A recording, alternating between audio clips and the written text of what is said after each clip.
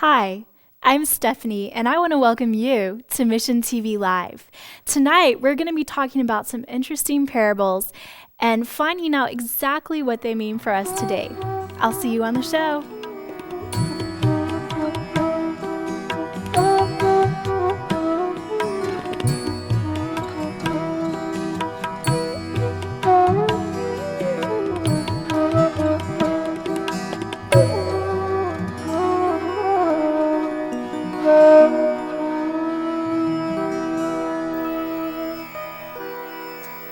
Hi, I'm Natalie, and I have John on the show with me tonight, and I have Stephanie and Melissa also. And we're so glad you're joining us for the second part of Overcoming Laodicea. This is going to be a challenging topic to all of us, I think, but the Lord has this plan, and I think He wants to share it with us tonight. Our text for this evening is in 2 Corinthians, and it's chapter 8 and verse 9. Chapter 8 and verse 9, "For ye know the grace of our Lord Jesus Christ, that though he was rich, yet for your sakes he became poor, that ye through his poverty might be rich." That's a challenging text, and I think we're going to go there again in a little bit. But, you know, as we've been thinking and praying about our topics for the shows, we've also been praying for you as our viewers. And we want you to know that you're important to us. We pray for you, and we ask that you would pray for us also. And also that you would know that your input and your comments are really important to us because, you know, we've learned different things from our personal experiences with God, but you've learned different things entirely in your walk with God.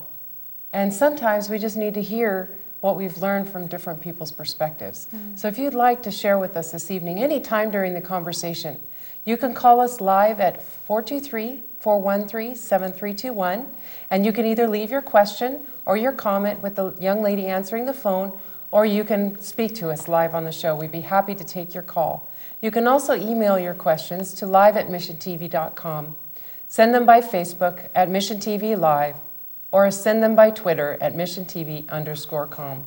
So we're so glad you're joining us for this evening, and welcome everyone else also. Thank you for having me back. Yeah. Overcoming Laodicea Part 2. I mean, this is really close to my heart because I grew up in Laodicea. The place I grew up was a city of about 3,000. We call it a town. But we had an Adventist hospital, and 100 feet away was an Adventist church. 100 feet away from that was Adventist Elementary Junior High School. So I went 1st through 10th grade there.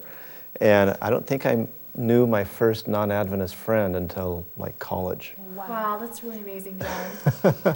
So it's like just straight through culturally Adventist, True you know. Adventist world, okay. Yeah, I mean, I was in that world. And so being a Laodicean, I grew up hearing. I was just going to say, so you must have been so perfect. Well, I had a lot of opportunity. Yeah. I had a lot of privilege. I learned a lot. I was converted at the age of 33. So, Okay, yeah, converted. Right. You're an Adventist, you're born Adventist, but converted at 33. Isn't that kind of a significant number? Isn't that when Jesus died? Wasn't he 33? There you go. I guess it takes a while. A bit of a late bloomer. To die actually. to self, huh? It took you 33 years. Yeah. And so being born and bred and raised in Laodicea, you know, that I want to know how to overcome Laodicea. And as we read last week, there's some amazing promises. There's an amazing promise for those that overcome. And Jesus says, I will grant him to sit with me in my throne, even as I also overcame. So it's possible, and there's a tremendous reward. Yeah. And so I want to overcome. So just as a recap, the issue with Laodicea is that we say that we're rich, increase with goods, have need of nothing. So what's the antidote? I believe that Jesus deals a lot of this with Luke 15 and 16. These are two chapters that if you study them, it's very similar to Matthew 24 and 25. Even though it's separated into two chapters, it's one talking, one speaking, there's no break there. Right. You know, Jesus doesn't move somewhere else or go to a different crowd or get in a boat and cross, or he just keeps talking. And so somehow Luke 16 and Luke 15 are related. Luke 15 is the prodigal son. Actually, it starts out with, I think, the lost coin or something like that, the lost sheep, and then goes to the prodigal son. And then in Luke 16 talks about the unjust steward and the rich man and Lazarus. And how do they relate together? The unjust steward is dealing with stuff, money, okay? Rich man and Lazarus is dealing with a lot of the same thing, but how does that relate to the prodigal son? You know, what does money and covetousness have to do with the prodigal son? And we're gonna learn about that. I found this amazing, beautiful wow, that is beautiful. video. It's actually a video that will just walk us through again the prodigal son story, and then it will leave us at the end of Luke 15, where we will then take up. And before you start, you know, you were talking about that you became converted at what, 33? When did you realize that you were not a Christian or you were not converted? Because you were a Christian, you were an Advent, let's say an Adventist. Right. I knew I had the opportunity when I was 8, and I kind of let it slide. And then again when I was 12, I kind of let it slide. So the opportunities were there, but when now what opportunities? Well, I just knew in my heart that I should do this and this, and just connect with Christ on my own, and I just didn't. So instead of just going through the process and the rituals, the traditions of Adventism, you felt you didn't have a relationship? Oh yeah, well every child, even you give them as much as they can, but they have to make that connection. And so I had the opportunity, but I just didn't. I don't know why. I always kicked myself for not, but I just didn't. And so I always had this feeling like I was going to be on the outside of the New Jerusalem. I just knew I was going to be on the outside. I don't know why. I don't know where that came from. So even from a child, you felt like that? Yeah, I mean, I remember as a teenager laying in bed, just beating myself up, trying to make myself be good. And then it wasn't until I was 25, 26 when I allowed the Lord to speak to me and say, I have predestined you. I have your destiny. My destiny for you is to be on the inside of the city. But it still took this is a long story. It's my life story. But so it started changing your whole perspective and your whole life. Absolutely. When you started listening to him. Yeah, and then you get to the point where you come to the end of yourself, and you stop, and you start looking around. So in a sense, I mean, although you were in the midst of Adventism, you were a prodigal son. You had gone away, or you were actually outside. You felt. Maybe in my heart, but not in my behavior. So I didn't go out drinking. I was very boring. Is that like the brother young person. That stayed home? Kind of, yeah, a lot. Maybe so. Yeah. But yeah, I was trying really hard to perfect my behavior. And then I knew in my mind that after I got that behavior under control, then I'd start working on my thoughts. Wow. And my heart. So there were some basic things like that, and also I didn't understand faith. And I got to read this. This is from, because I've even heard it's Spirit of Prophecy, a call to stand apart. Do not listen to the enemy's suggestion to stay away from Christ until you have made yourself better, until you are good enough to come to God. If you wait until then, you will never come. Yeah, I'd hear people say things like that, but it didn't make sense because I don't know why. It just it's like, wow, you know, that can't be right. Something. Absolutely, you have to be good, otherwise you get punished. You know. Well, I think I've experienced that. I mean, I remember just by the time I was like 12 years old, I was like so afraid that I was going to go to hell. Yeah. And it was just like for no reason. It was like I just had this fear. And that's something that, you know, I've had to really study out, like righteousness by faith, and to really, I still feel like I'm learning more what faith really is. Because I think that Satan, especially certain personalities, maybe even Satan knows that we want to be good. And so he's trying to attack us. Yeah. Whereas I know other people, they don't worry about it. But I'm not sure that they're really right with God either. You know, so it's kind of like Satan knows where he can attack each of our weak points. So true. Yeah, but God can use that fear Yeah. to bring us to Him. So, anyway, so yeah, so then the other thing that I didn't understand was faith, like you were talking about. I did not understand faith till I was 23 or so. And what's interesting is that I was married and I was away from home. I was away from anything that was church. And I finally figured out that life is boring. Life is incredibly boring without God. And I was finally away from any expectation of me being in church or doing anything church-like. And so then I started searching for God. Just because it's like I was finally at the point where I could do what I wanted to do and not, like be at a certain place at a certain time or cut my hair a certain way or all that kind of stuff. But anyway, so then I was doing what I wanted to do, and I was totally bored. I mean, I was just like, because you do something that was fun, but then that was just fun for a moment, and then it would just kind of fade. And then you try something else. You're always looking for something fun, but there was that always higher level of excitement. Exactly, and having tasted God a little bit, I missed that. I felt like with God, there was 3 dimensions. Life had 3 dimensions. And without God, it was like 2 dimensions, just flat. And so I got a chance to go to Cambodia and Thailand with International Children's Care as a photographer. And while I was over there in Cambodia, this was 1996. And this was when Pol Pot was still alive. I heard my first AK-47 go off. Wow. We were Literally riding in person, I mean, just for real. Wow. Just like 50 feet back there. It was towards the evening, and it was cooling off. The soldiers were letting off steam. Bah, bah, bah, bah.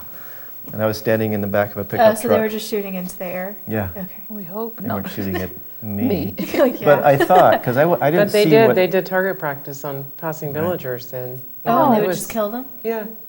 Yeah, and You you could buy a landmine for $1 on the Uh-huh. black market. Your neighbor made you mad, you just put a landmine at the foot of the stairs. Wow, what a It's just horrendous. death-oriented Yeah, place. people don't. And the bridges were Matter. like wired, like one bridge had a wire across that was tied to a machine gun, and this 12-year-old kid, Oh, an no. estimated 12-year-old kid, went over to check it, and he like trips and falls on the machine gun, and doesn't go off and stuff, but this is the environment Oh, Okay. wow. that I Okay. heard. And we're Yeah. standing up, our whole backs are exposed, and I heard this ba ba ba ba ba, and I thought in my mind, what would happen if those bullets hit me right now?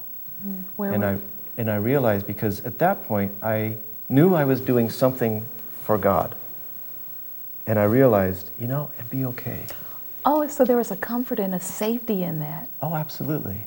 Yeah. It's like before I've been doing things for me, and now he's doing something for God.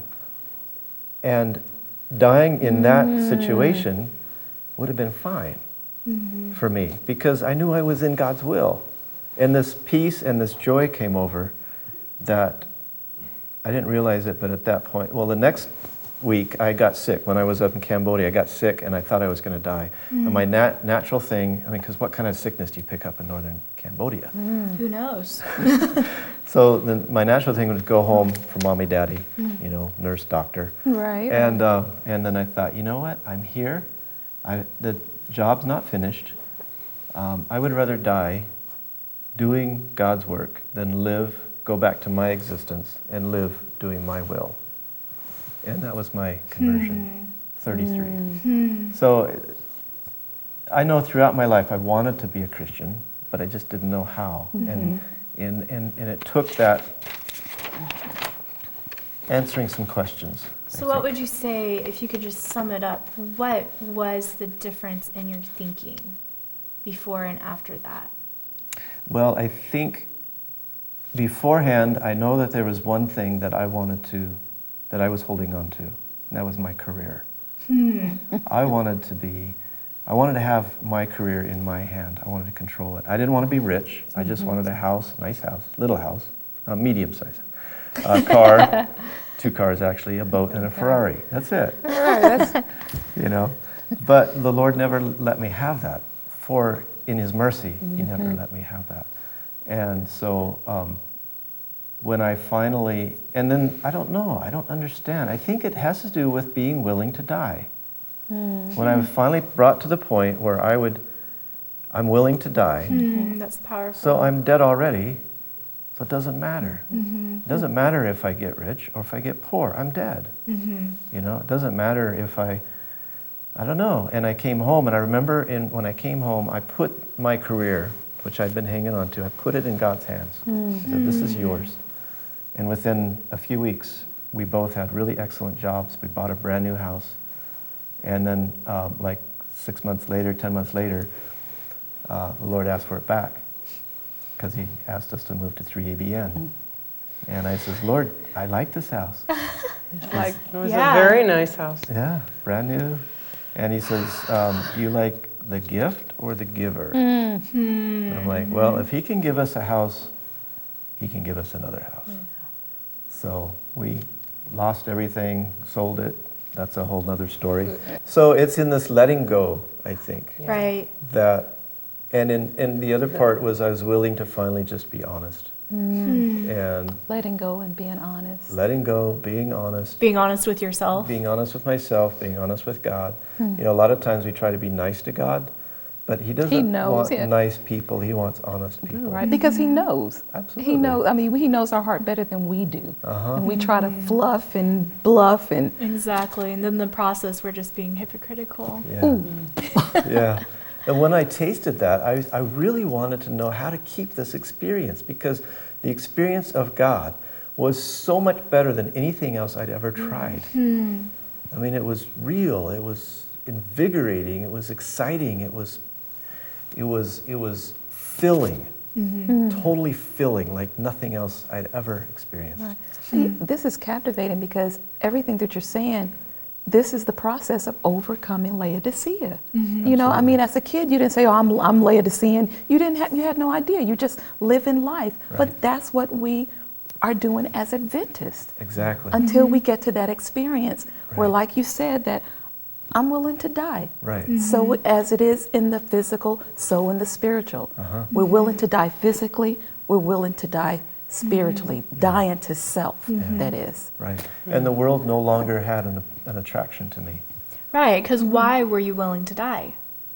It was empty. The world was empty. Everything. So it was like you experienced the fullness of Christ. Exactly. And he got me to stop long enough to look at his face, to look at him. Because up until then, I'd been running, trying to catch him, so to speak, never being able to, till I stopped and looked. Just So stopped and looked. that's what your own merit does for you? Keeps you running after God, trying to catch him? Absolutely. Your own merit. Trying to catch up with him?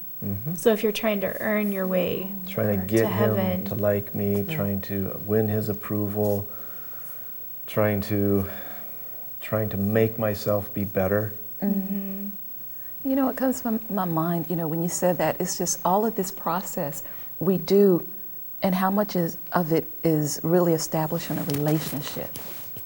Because it's through the relationship that everything develops.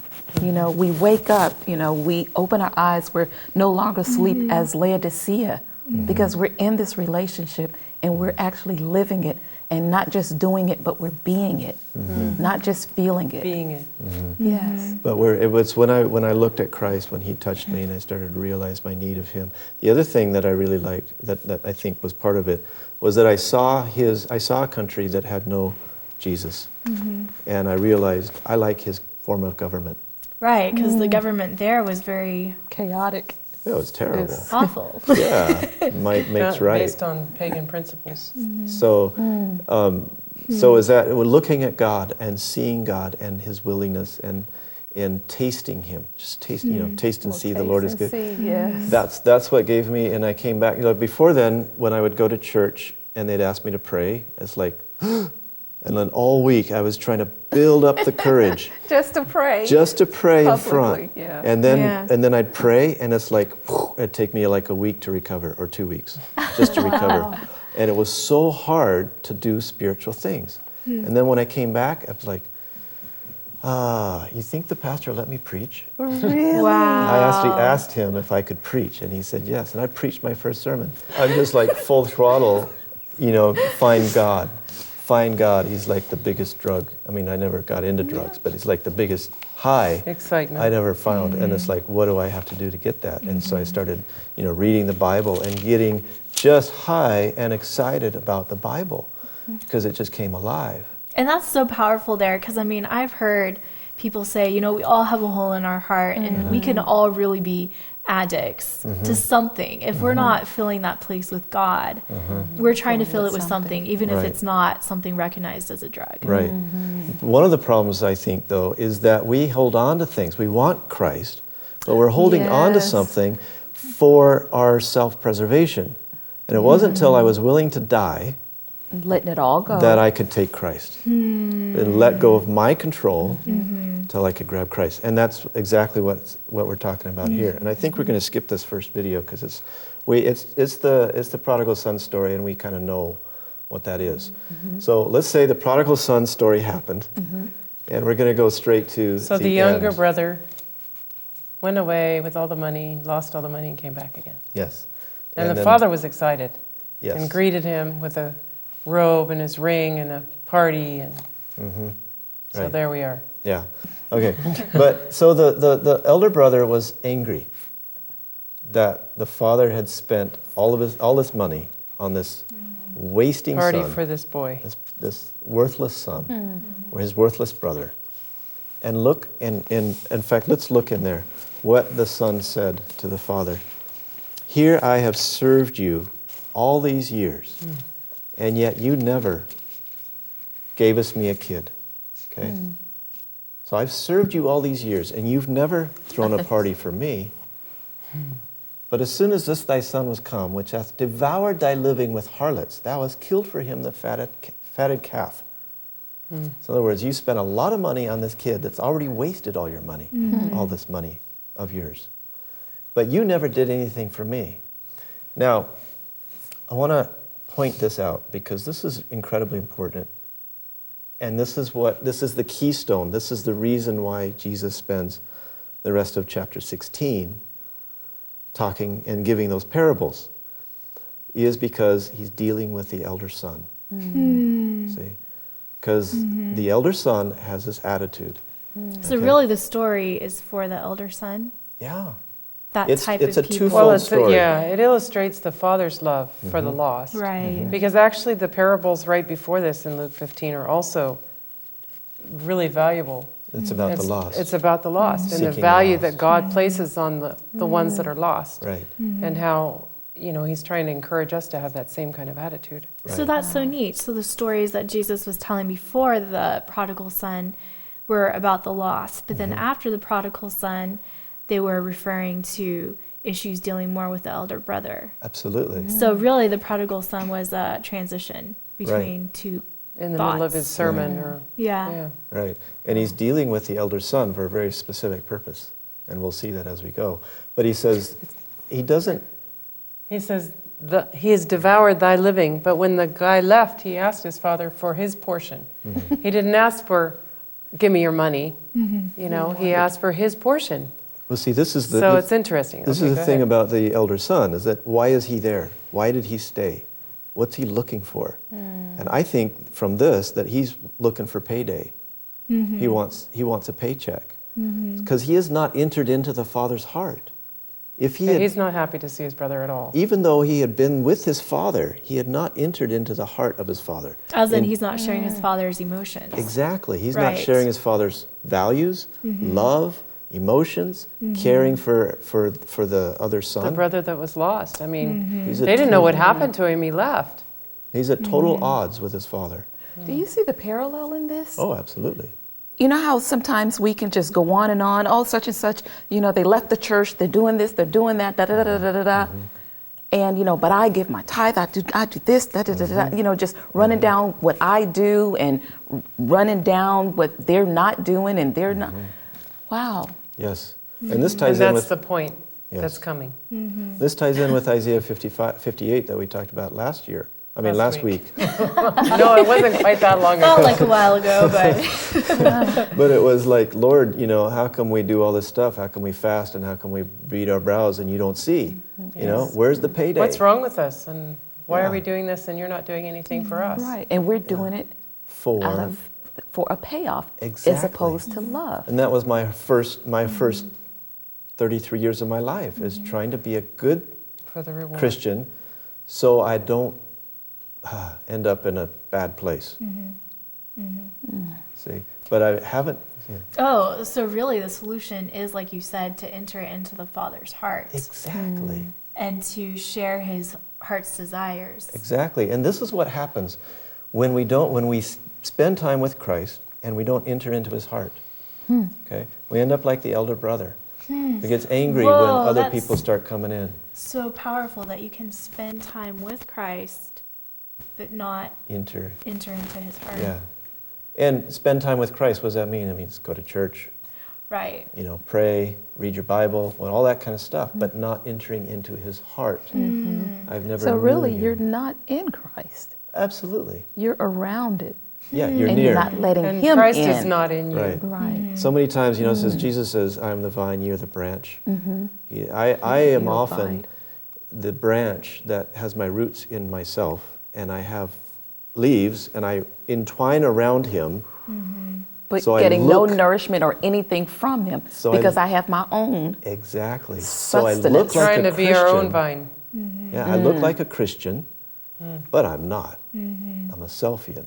Like that fig tree Good one. with the leaves and Yeah, no no fruit. fruit. No Yeah. fruit. And no fruit. Exactly. So this is the issue with the elder son.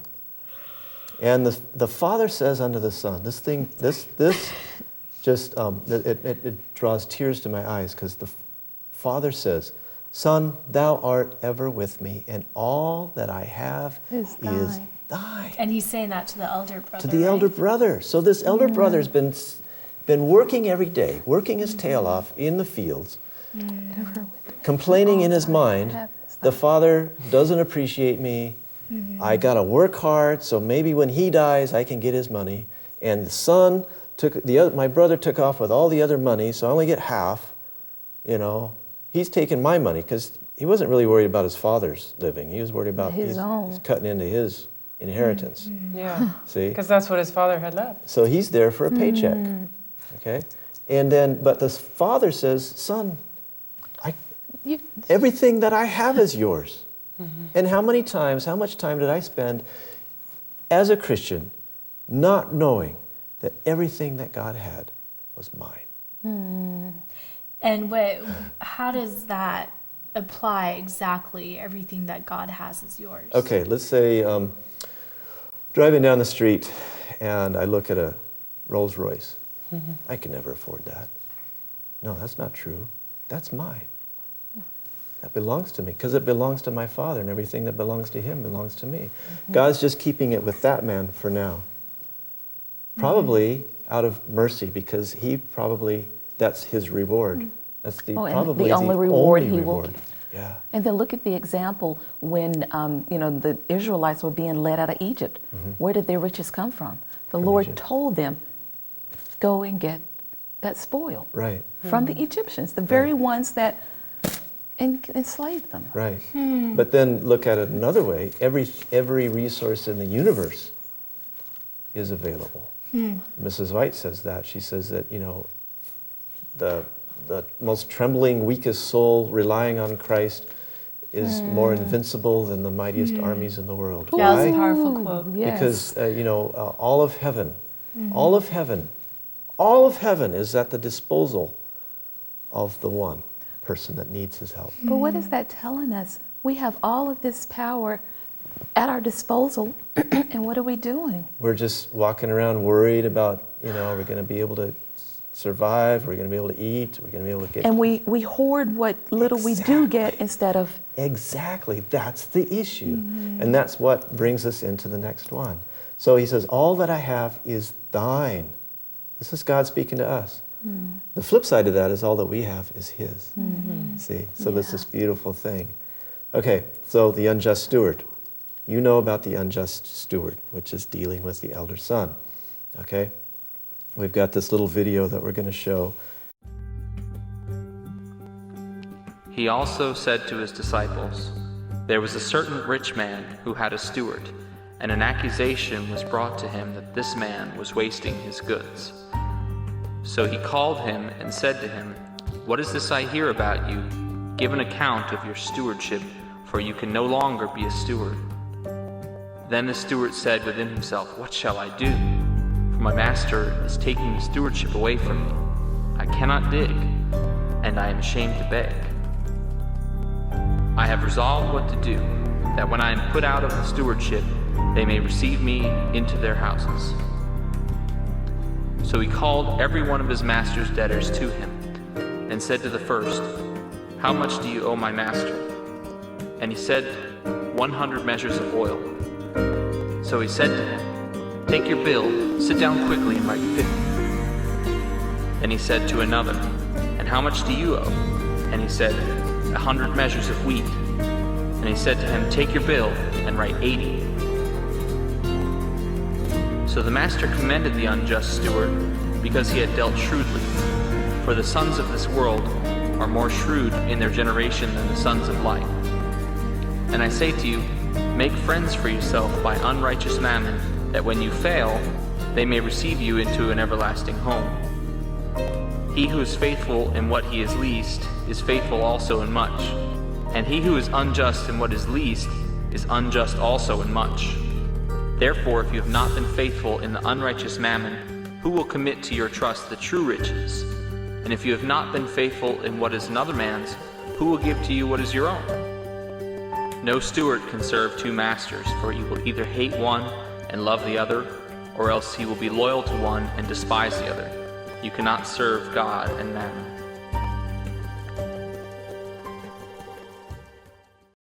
Okay, What so will this you is choose? this is the story of the unjust steward, and this is from the New Living Translation. I like the way they put it. At the end of this, the rich man had to admire the dishonest rascal for being so shrewd. And it is true that the children of this world are more shrewd in dealing with the world around them than are the children of the light. What? So Christ is making an application. And a lot of people get really confused about this, because who are the children of the world and who are the children of light? I believe that the children of light are followers of Christ. Right. Okay? So, Christians. And I say unto you, make to yourselves friends of the mammon of unrighteousness, that when ye fail, they may receive you into everlasting habitations. People are like, what in the world are they talking about? Okay, Yeah. first of all, what did the dishonest steward do? He planned ahead. Okay? He planned ahead. All right? And this is what Jesus is saying, how we plan ahead, how to plan ahead for the future, how to Because make he was provision. going to lose his job. Yes.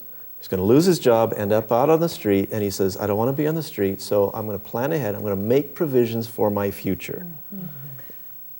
No, go ahead. And the Lord is saying, make provisions now, plan for our eternal future. Exactly. Well, exactly. Okay, so this is, okay, what is the mammon of unrighteousness? Now that's a little bit confusing right there. Okay. But if you look in the New Living Translation, it says, use your, Worldly resources. right, mammon of unrighteousness. Mammon means money. Unrighteousness means filthy lucre. Filthy, you know, just unrighteous money. Unrighteousness is, Okay. yeah, opposite of righteous, obviously. Money didn't come from heaven. It's a human institution. Okay, so use your worldly resources to benefit others and make friends. What type of friends are these friends? Okay, then when your earthly possessions are gone, in the King James Version it says, when you fail, when you die, okay, they, who are they? The Yeah. friends that you Friends. made with the money that you had. May receive you into everlasting habitations. Now, what is everlasting habitations? I would think it's heaven. Heaven. Okay, so what kind of friendships do you make with these people that they are in heaven to receive you? Well, they must be a friendship, not just to have fun, but where Right. you're You convert sharing them. Christ with them. Yeah, Exactly. it's a spiritual friendship. Exactly. So there's two things here. Number one is that when you convert people to Christ, you make friends for eternity. And number two, when you do that, you make room for yourself in heaven. You open the door for people to receive you into heaven. Okay, so what Christ is saying is use your earthly money, convert it into heavenly treasure, which is people, saved people. And that's interesting because in the context of the story, it's actually about, in a sense, looking out for yourself. Exactly. The man Yeah, was looking isn't that out. interesting? The man was looking out for himself for when he got fired, and we want to look out for ourselves for after we die, and so we can do that by Yeah, making when we sure come other to the people end are of in this heaven. life, Yeah. Yeah. And this fits along with what Jesus says. If any man wishes to save his life, he must lose it. Yeah. So give it away.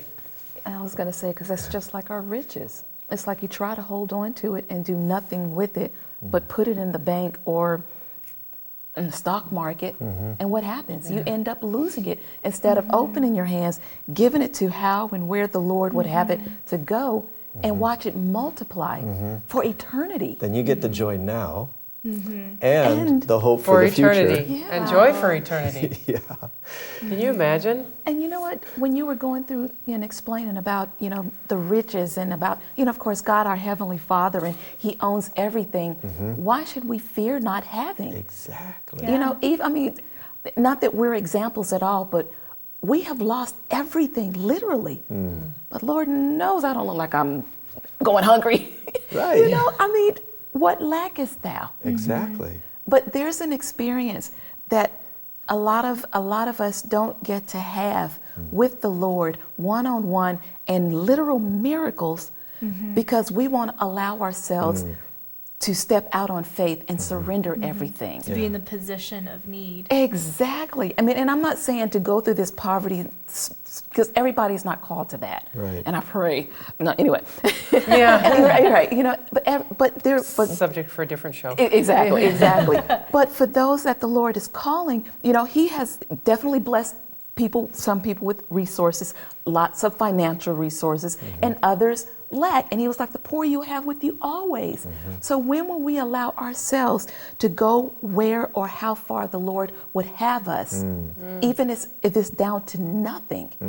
Because if He sees that He can trust us with something and with nothing, then there's no limit to what He could do with us, for us, to us, and through us. Especially in this day when there are billions that have no access to the gospel, and we have this tremendous, beautiful message to take to an entire world. What more noble investment can we make with our time, money, and everything? Let me tell you, there's no, and I hate to say feeling, because sometimes we'll do things, we'll go on some of the mission here and there, and it's really self-centered. We go because we like the feeling and the high. Oh, I went and I pet the children and da-da-da-da. And I don't mean to minimize it. Please don't get me wrong. But a lot of times our heart is not right. But when we do allow ourselves to go, and the Lord will work with that, He will make it right within us. So right, and that's the beautiful thing, that the way that Christ works is He takes a little we give Him, and then He deepens it. And molds it and Exactly. purifies it. Exactly. And I uses think- those experiences to draw us further to Himself. Yeah. Right, because I think that even our desire to want to do the right thing is still so human. And then Christ has to take that and give it the power to actually be worthy. Well, really, I guess we'll never be worthy. He's worthy. Right, But right. our motives, we always come from a human, Yeah. selfish place. But God takes that and He refines it. He and purifies He it. and it's, I love the way He works. He's so gentle. David says, "Thy gentleness hath made me great." Wow, It's that's one of my cool. favorite verses, because I always, He wants to move fast. I'm like, whoa, whoa, whoa. Just take it easy. Go slow. Don't abandon me, but don't go so fast. Just go slow. And He does, step by step, little by little, little by Well, little. it's almost just like any teacher. They're like, whoa, it takes a while to get from here to here. Don't give up on yourself or beat up. Think about piano lessons or something like that. Yeah. Like it takes practice and diligence, Lesson after lesson. and you can't just beat up on yourself if you're not like, a great pianist right away. Right. Or you won't But get there. you can't You'll give up either. Exactly. You don't just, Jesus is saved me already. I'm just going to relax. Right. It's just like the piano. Oh, I can play the piano already. And you just have two fingers going. There is a growth and there is an effort that you put in. But it's not to get approval. It's because you have approval. Right. And so now you want to give back a little bit of what Christ has given you. And then prepare yourself for those lessons, because Right. the lessons grow and grow, and they get more intense and deeper and deeper, and it hurts. Yeah. It really hurts. Yeah. Pruning, cutting, clipping, nipping, and molding hurts. Right. Yeah. And that's why Christ talks so much about suffering, but also the joy. And that's what keeps us going. That's what kept Him going, is the joy that was set Joy. before Him. In my own experience, I find that, coming from a position of acceptance, or approval, it really does encourage you to just keep trying and doing better. But if I start to feel like, oh man, I'm just so awful at this, it doesn't make me want to keep going. Right.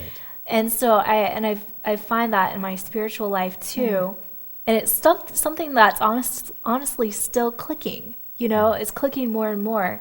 I think that thing of like how God really wants us to be saved. Yes. And, what you said about being predestined, I guess we could get into a whole theological discussion about that. But obviously there's a reason he used that word, Sure. although we may not believe the way some people do about predestination. But I don't think that we should have to be going through our Christian walks always having a fear of, Right. am I going to be saved? Or Right. I mean, obviously we have to continue to make that choice, but realizing that God is happy with us, and that, I don't know. Well, Does what I'm saying make he's any on- sense? He's really on our side. He's trying Exactly. to help. Yeah. Obviously he wants us to do better, but through his strength, and He it wants comes to through, save us. yeah. And see, this is where when God says, all that I have is thine. What a generous God. What a generous Father. And even the ones that mistreat him, he still gives. Right. And think about what it took for him to give us forgiveness. I used to think that he meted out forgiveness just stringently. It's like, are you really sorry? Are you really sorry? Are you really sorry? Are you really sorry? Are you really, really sorry? Like that one I used to hear when I was a teenager. It says, sorry enough to stop. If you're sorry enough, then you'll stop sinning. You haven't got to where you're sorry enough to stop. It's like, no, I Yeah. will never get that sorry. Exactly. And while we're talking on this, this is another one that I wrote down, especially with what you were saying. And it's another quote from Sister White. Miserable as he was, the prodigal found hope in the conviction of his father's love. It was that love which was drawing him toward home. Yeah. Right, and that's the thing. Like if we're trying to serve God because we're afraid of going to hell, Right. that's not going to draw us into His No. heart, and then that's not going to actually get us in the position we need to be in to have salvation. It's like we have to be convicted of his love. Right. Then Jesus keeps going and he says, he that is faithful in that which is least is faithful also in much. Now, what is the least? We've been talking about unrighteous money. Money. So in Christ's eyes, in heaven's eyes, money is the least. For us, it's like the most. It's the most important thing for a huge number of people. Yeah. Now that's interesting, John, because For I've Christians always, Adventists. I'm sorry. I've always just assumed that this verse meant, to do a good job in like In the whatever little you do in things. the little things. No, it's talking about... That's what we're told in Sabbath school. Yeah, yeah. So you get that it's referring to money because of the context? Absolutely, Okay. he's talking about money. It's true about the little things also. Because you Right. look back, it We are says, to be make faithful in yourselves Right. friends of the mammon of unrighteousness, okay? Mammon of unrighteousness is money. So he says that he that is faithful in with that which is least, so he's considering money the least, okay? He was faithful also in much. So what is the much? Yeah, what is the much? I'm not sure. Well, But maybe it's the Father's all that I have is thine. Maybe. He that is unjust in the least is also unjust in much. If therefore ye have not been faithful in the unrighteous mammon. So he's... Oh, so there it's clear. Right. He's specifying what the least is. Yeah. Who will commit you to your trust, the true riches? Now, what is the true riches? I think Spiritual? I think there's something that he's going to give us in heaven that will be true riches, that will make money pale in comparison. And I think it's the companionship of him and the Companionship. Father. But remember what he says, he that overcomes I will make to sit with him in my throne. So you're going to have rulership and dominion. Maybe he will give you a quadrant of the galaxy. That's really phenomenal, because I think my automatic reaction was just like, oh, true riches, it must be talking about something spiritual. Right. And not to Downgrade. undermine that Sure. at all. But Right. I think a lot of times Satan specifically tries to make people think that heaven isn't going to be that great. Yeah. You know? And we don't concentrate on it. We don't think about it. Heaven's going to Yeah. be so amazing because we're in God's presence. But I think just the quote unquote physical things of Absolutely. heaven are going to be like unbelievable. Streets Well, of that gold. it goes Yeah. back to the Hello? verse that we read at the beginning. You know, Jesus gave the riches to become poor, Right. So we're going to so be that able so that we can become rich Yeah. because of what He's done. And see, again with that verse, So- I've always just assumed, oh, like it kind of goes off in the air, and I'm like, that's a spiritual, Application. yeah. Well, here's the Which thing. I'm sure it is too, but Yeah. The yeah. spiritual drives the physical. That's right. As in the spiritual, The spirit- so in the physical, Right. and Spiritual vice drives the versa. physical. Yeah. So, okay, like when expound. I became converted, I was still me. I was still physically me. Nothing had changed, but I started doing things different. I would cook dinner for her. Okay, so my spiritual mode, my spiritual thinking worked itself Drove out your in the physical. physical. Exactly. And so now my job changing from trying to just get money, a Ferrari, and a boat. Now it's trying to get the gospel out to other people. Right. See? So the spiritual is driving the physical. What does that actually look like? Well, we're here with a painted set. This is a physical set. We're here. Right. You're wearing an Indian outfit. This is a physical thing. But it's driven from spiritual purposes. And so you go to heaven, and it's got pure love. The whole universe is ministering to make you happy, is ministering to your happiness. And I am ministering to your happiness and your happiness. right. All of heaven is ministering to your, and we have an unlimited God Self-denying, self-sacrificing. love. making physical things. I mean, this is physical. God made physical things. So we got unlimited God without restriction of sin. You know, that's going to be a Right. pretty good place. Maybe your house is going to be, if you brought it to earth, would be worth $600 billion. And that's your house Right, right. in heaven. That's Right. just And you know, one of the it houses. has to have physical applications because you were talking about the streets of gold and one gate of a pearl, Yeah, one the whole, dimensions. Yeah. And was it 12 foundations and all of the different, what is it, jewels and Descriptions, yeah. yes, Right. that's Everything. literal. Absolutely. Yeah. So I'm looking forward to it. So how do we get there? I want to get there, Yeah. okay? Okay, Yeah. we If you have don't have much time. If you Tell have us. not Fast forward. been faithful in that which is another man's, okay, we're talking about the money that we have, right? Yes. Okay, So we're a another steward man's. in this parable. Christ is looking at us as stewards. And so who does the money really belong to? Him. Yeah, exactly. All that I have. Yeah. And then he goes on, he says, no servant can serve two masters. Now, what are the two masters? For either he will hate the one and love the other, or else he will hold to the one and despise the other. So he says, you Money cannot or him, serve yeah. God and mammon. In the New Living Translation, you cannot serve both God and money. Money. Okay? So it's very interesting because Christ only recognizes two masters. You look throughout the New Testament, he only has two masters. One is God and one is money. So you're either going with one or you're going with the other.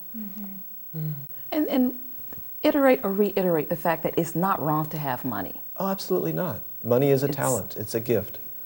It is a gift. But how The you use love it. of money. If you are a servant to money, you're a slave. And money will perish, and you will with it.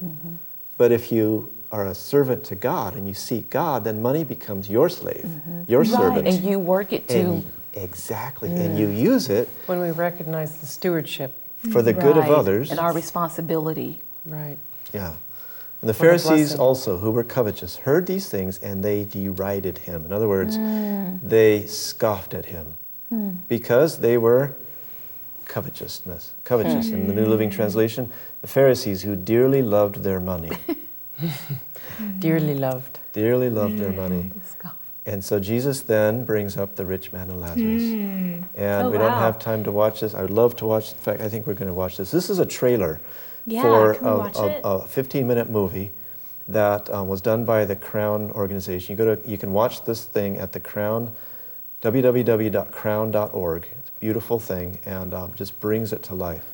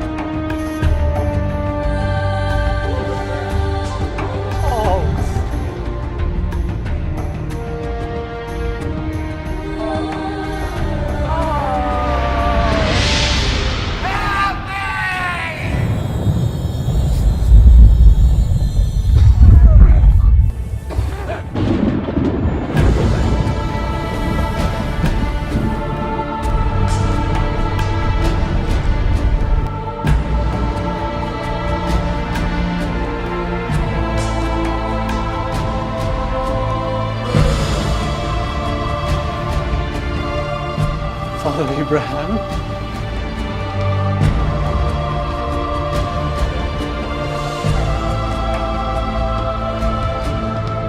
Come to the place your father has prepared for you. So the full 15-minute film kind of fleshes out the whole thing. It's a beautiful film. They've got other films there also at www.crown.org. But it shows in the rich man and Lazarus, it shows that in this life, one man may be wealthy and the other poor, and then in the next life, their roles are reversed. Okay? And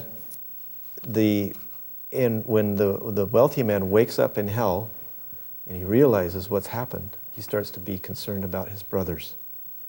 He says, please go back, let me go back and tell my brothers, for otherwise, because they're coming to this place. They got my spirit, they got my attitudes, they got my money, they're coming here, okay? And Abraham says, they have Moses and the prophets, let them hear them. And he said, the rich man that had died and was in hell, no, but if one went unto them from the dead, they will repent. And Moses says, if they hear, Abraham, if they don't hear Moses and the prophets, neither will they be persuaded, though one rose from the dead. So what's Jesus dealing with this whole time? What one commandment is Jesus dealing with throughout chapter 16 that the elder brother had? Covetousness. Covetousness, Thou shalt exactly. not covet. The love of money. Loving, and I used to think covetousness was wanting something that you owned, To covet, to hold on to. Yeah. And I didn't realize that everything that I have belongs to God.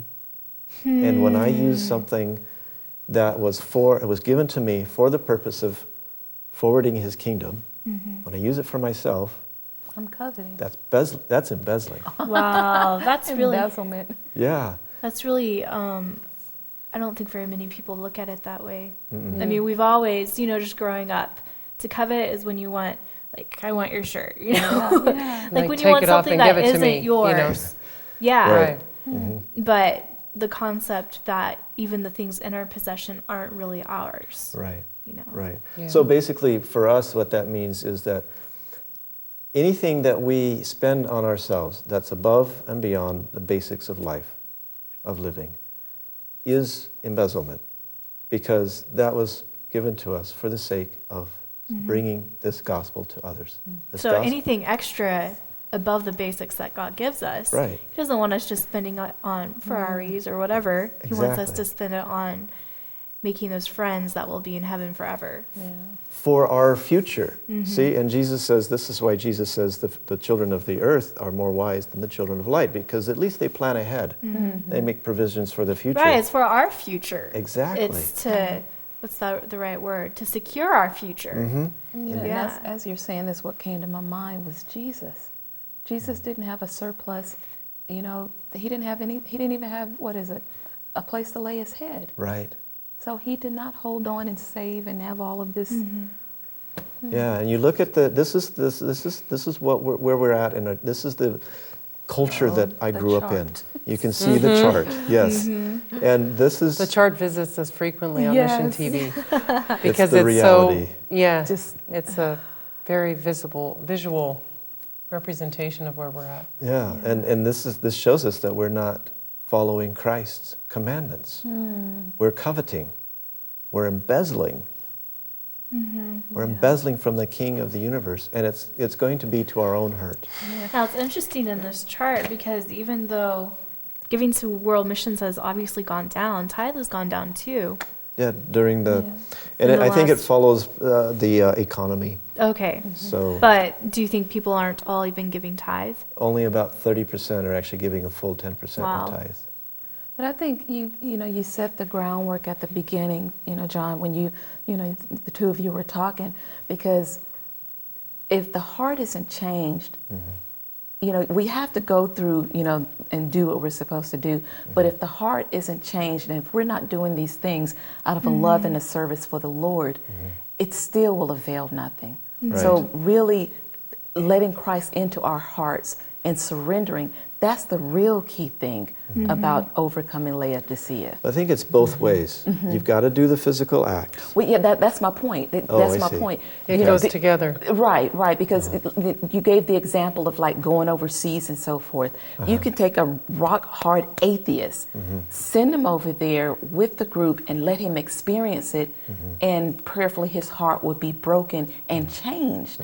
You know, but if it's merely just going through these acts, Right. without that heart breaking and that heart changing and that dying and surrendering to self, is to no avail. Right. So it's Exactly. definitely a balance. Right, exactly. And so, again, I counsel thee to buy of me gold, tried in the fire, that thou mayest be rich, and white raiment, that thou mayest be clothed, and that the shame of thy nakedness do not appear. And anoint thine eyes with eye salve, that thou mayest see. This is what God is saying. As many as I love, I rebuke and chasten. Be zealous and repent.